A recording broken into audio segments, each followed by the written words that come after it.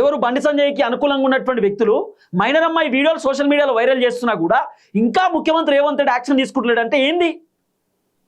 ముఖ్యమంత్రి చెప్పాలి అవసరం అని కూడా, ఒక మైనర్ అమ్మాయి వీడియోలు ఫోటోలు ఎట్టి పరిస్థితుల్లో సోషల్ మీడియాలో వేయకూడదు, అట్లా పెట్టొద్దు, చట్ట ప్రకారం నేరం, మిమ్మల్ని కూడా జైల్లో పెడతామని ముఖ్యమంత్రి చెప్పాలి. ముఖ్యమంత్రి రేవంత్ రెడ్డి తెలియకపోతే నా దగ్గర ఉన్న డీటెయిల్స్ నేను పంపిస్తా, ఎవరెవరు సోషల్ మీడియాలో ఇట్లా వీడియోలు పెడతారు ఏం కదా నేను చెప్తా.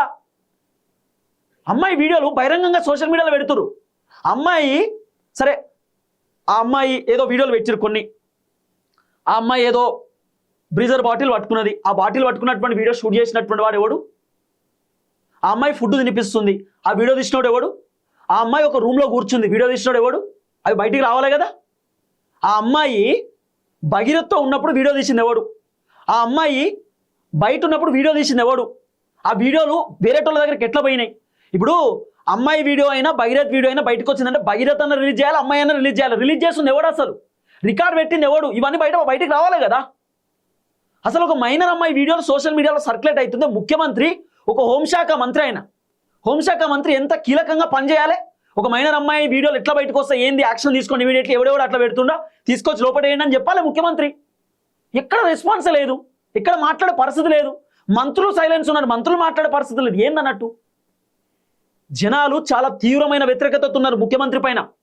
రేవంత్ రెడ్డికి శాతనైతే లేదు, ముఖ్యమంత్రి పదిలో ఉండి బేస్ట్ అని చెప్తున్నారు చాలా మంది. రేవంత్ రెడ్డి ఫెయిల్ అయిపోయిన అంటారు చాలా మంది. విచారణ చేయమని చెప్పిండు, సిట్ వేసిండు, గంట అయిపోయింది. ఇక చేతులు దులుపుకోవాలన్నా సిట్ వేస్తే? మరి కేసు ముందర పోవాలి కదా, కేసు నడవాలి కదా. ఇప్పటిదాకా ఏం చేసిరు, కేసులో ఏం జరిగింది? మీడియా ఛానల్లో వస్తున్నటువంటి వార్తలే తప్ప కేసులో జరిగింది ఏంది? ఇప్పటిదాకా కేసులో ఏది ముందుకు పోయింది చెప్పండి ఒకసారి. కాబట్టి ముఖ్యమంత్రి రేవంత్ రెడ్డి చాలా అంశాలలో ఫెయిల్ అవుతున్నాడు అనేది వినబడుతున్న అంశం స్పష్టమవుతుంది. రేవంత్ రెడ్డి ఎందుకు పట్టించుకుంటలేడు అనేది ఒక పెద్ద క్వశ్చన్ మార్క్ లెక్క కనబడుతున్నది. చూడాలి ఇంకా ముందు ముందు ఏం జరుగుతుంది ఇంకతో చూడాలి.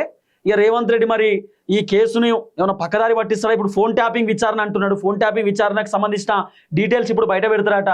ఇంకేదో భారీ బహిరంగ సభ అంటున్నాడు, మీటింగ్లు అంటున్నాడు. మరి ఈ కేసును డైవర్ట్ చేయడానికి ఏందో అర్థమైతలేదు. కానీ పోలీసులు మాత్రం సెక్షన్లు పెంచిరు, వేరే సెక్షన్లు పెట్టిరు. ఇప్పుడు 20 ఏళ్ళ జైలు శిక్ష పడే సెక్షన్ పెట్టిరట. కేసు తీవ్రత కొంచెం ఎక్కువ ఉన్నదని అంటున్నారు.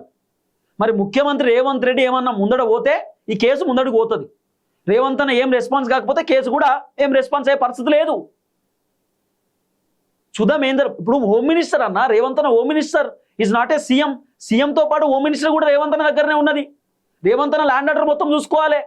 ప్రధానమంత్రి వస్తుంది కాబట్టి మేము ఆ కేసు పట్టించుకోలేదంటే తెలంగాణలో ఏది జరిగినా ప్రధానమంత్రి వస్తే పట్టించుకోరా?